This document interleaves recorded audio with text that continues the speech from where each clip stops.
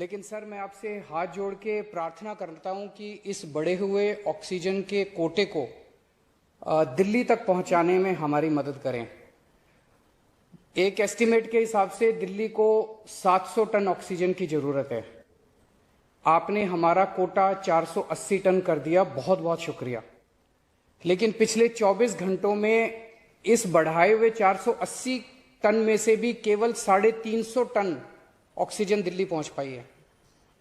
प्रधानमंत्री जी, जब से ऑक्सीजन का संकट शुरू हुआ है मेरे फोन बजते रहते हैं। कभी कोई अस्पताल कहता है कि 3 घंटे की ऑक्सीजन बची है, कभी कोई अस्पताल कहता है कि 2 घंटे की ऑक्सीजन बची है। हम कारण जानने की कोशिश करते हैं तो पता चलता है कि पीछे किसी राज्य ने दिल्ली के लिए ऑक्सीजन लाने वाले ट्रक को रोक रखा है। हमने मदद के लिए केंद्र सरकार में कुछ मंत्रियों को फोन किए। शुरू में उन्होंने खूब सहयोग किया सर, लेकिन अब वो भी बेचारे थक गए हैं। सर, देश के संसाधनों पे तो 130 करोड़ लोगों का अधिकार है ना। अगर दिल्ली में ऑक्सीजन की फैक्ट्री नहीं है तो क्या दिल्ली के 2 करोड़ लोगों को ऑक्सीजन नहीं मिलेगी? जिस राज्य में ऑक्सीजन की फैक्ट्री है, क्या वो दिल्ली की ऑक्सीजन रोक सकते हैं? ऐसे में हम क्या करें? सर, मैं आपका बेहद शुक्रिया अदा करना चाहता हूं कि आज आपने ये मीटिंग बुलाई है, बहुत सही समय पे ये मीटिंग बुलाई है।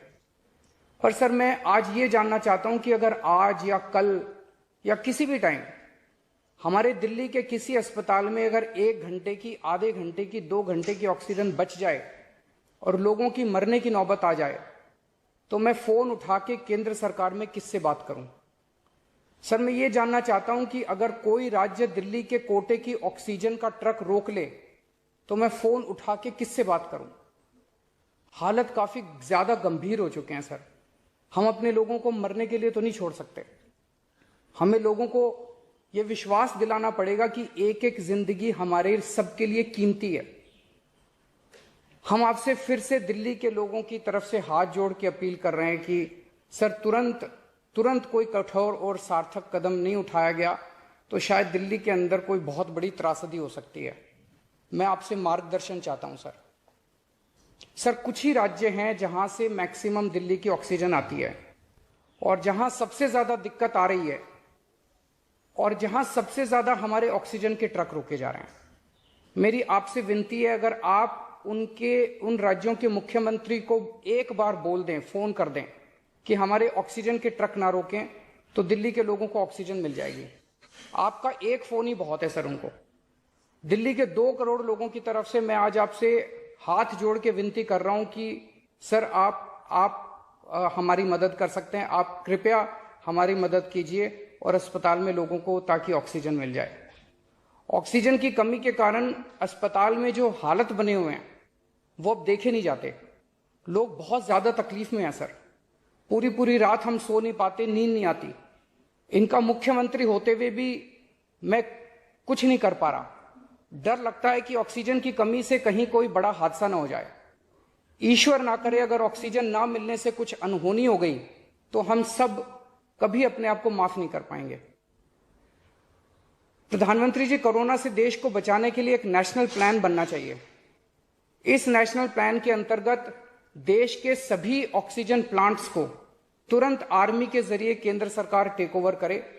ऑक्सीजन प्लांट से निकलने वाले हर ट्रक के साथ एक आर्मी का एस्कॉर्ट व्हीकल रहेगा तो कोई उस ट्रक को फिर आगे रोक नहीं पाएगा।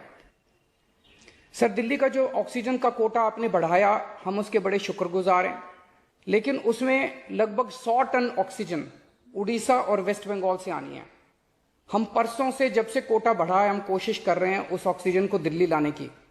मेरा आपसे निवेदन है कि यहां से ऑक्सीजन अगर हो सके तो हमें हवाई जहाज से उपलब्ध करवाई जाए, और नहीं तो जैसा अभी बताया गया, आपका आइडिया है ऑक्सीजन एक्सप्रेस शुरू करने का, वो ऑक्सीजन एक्सप्रेस शुरू करके वेस्ट बंगाल और उड़ीसा से हमें ऑक्सीजन दिलवाई जाए। आइडिया नहीं, ऑलरेडी चल रहा है। सर, दिल्ली तक नहीं पहुंच पा रही, हमारी दिल्ली तक नहीं आ रहा। उसमें अगर हमें दिल्ली के लिए भी कॉरिडोर मिल जाए तो आपकी बड़ी मेहरबानी होगी सर। आपने 2-3 जगह तो कर दिया सर, आपके इंटरवेंशन से मुझे पता चला। एक दिल्ली के लिए और करा दीजिए सर, यहाँ की हमारी 100 टन ऑक्सीजन उधर से आनी है। प्रधानमंत्री जी, हमारे देश के वैज्ञानिकों ने इतने कम समय में जो वैक्सीन बनाई है, इसके लिए हमारे वैज्ञानिक साधुवाद के पात्र हैं। आपने इसमें जो प्रयास किए, आपका बहुत बहुत शुक्रिया।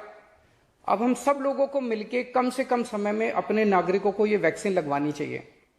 इसमें केंद्र और राज्य सभी सरकारों को हमको मिलकर काम करना है।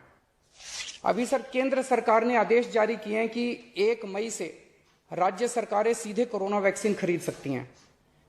इसके बाद एक वैक्सीन की कंपनी ने अपने रेट जारी किए हैं कि वो केंद्र सरकार को 150 रुपए में और राज्य सरकारों को 400 रुपए में देंगे। सर, एक ही देश में एक ही सामान के 2 रेट कैसे हो सकते हैं? 1 नेशन 1 रेट होना चाहिए। सारे देश को एक ही दाम पे वैक्सीन मिलनी चाहिए। अगर देश एक है तो वैक्सीन का दाम भी तो एक ही होना चाहिए। तो मैं आपसे निवेदन करता हूं कि केंद्र सरकार को, राज्य सरकारों को एक ही रेट पे वैक्सीन मिले। जिस रेट पे केंद्र सरकार को वैक्सीन मिल रही है, उसी रेट पे राज्य सरकारों को भी वैक्सीन मिलनी चाहिए। मेरा विश्वास है देश में अगर कोरोना के खिलाफ एक नेशनल प्लान होगा तो हम सभी राज्य सरकारें और केंद्र सरकार मिलके इस दिशा में काम करेंगे। सर, कोरोना की वजह से दिवंगत आत्माओं को शांति मिले। हाँ जी सर। ये हमारी जो परंपरा है, हमारे जो प्रोटोकॉल है, उसके बहुत खिलाफ हो रहा है कि कोई मुख्यमंत्री ऐसी इन हाउस मीटिंग को लाइव टेलीकास्ट करे। ये उचित नहीं है। ये हमने हमेशा संयम पालन करना चाहिए। ठीक है सर, इसका ध्यान रखेंगे आगे से। सर, मैं सभी आत्माओं को शांति मिले जिन जिन लोगों का इस दौरान कोरोना की वजह से जिनका देहांत हो गया, और उनके परिवारों को दुख सहने की शक्ति दे। अगर सर मेरी तरफ से कोई गुस्ताखी हुई है, मैंने कुछ कठोर बोल दिया, मेरे आचरण में कोई गलती है, तो उसके लिए मैं माफ़ी चाहता हूं। लेकिन अभी तक जितने आज पॉल साहब की जो प्रेजेंटेशन थी वो भी बहुत अच्छी थी, और उसके हिसाब से जो भी हमें निर्देश दिए गए हैं उन निर्देशों का हम पालन करेंगे।